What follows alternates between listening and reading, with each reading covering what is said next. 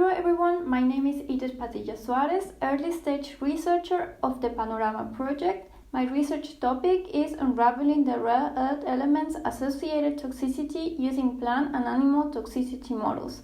In this video, I will tell you about it. First, a bit about my background. I am from the south of Mexico, from a city called Campeche, and there I got my bachelor's degree in environmental engineering.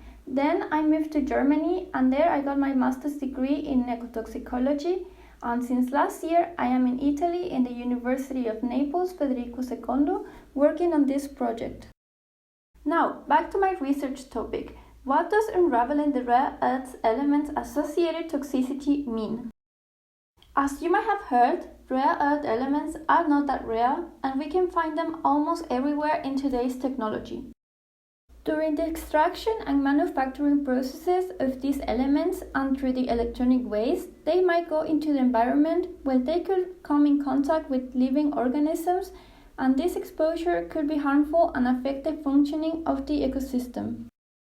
What I have to do in this project is to expose some aquatic species to these elements and study the effects. The species I will study are from different taxonomic groups and go from simple organisms such as microalgae to more complex ones like fish. For the exposure, I will be using some standard laboratory solutions, and to have a more realistic scenario, I will also use environmental samples that I will obtain from X mining sites located in the south of Italy. My research is about complementing the already existing database, so I have to focus on the knowledge gaps.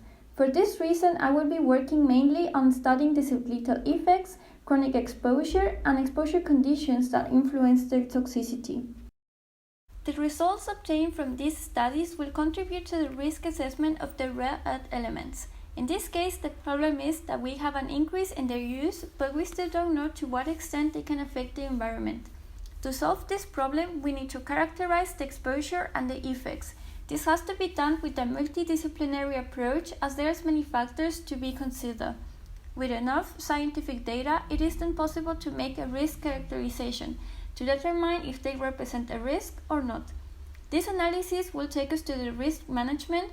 Here is determined how we should proceed in the use of these elements, potential solutions, and how to execute them properly.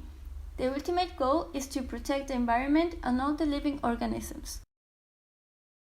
I hope you enjoyed this presentation, and if you want to know more about the project, please check out the website and don't hesitate to contact me if you have more questions about my research. Thanks for listening. Bye!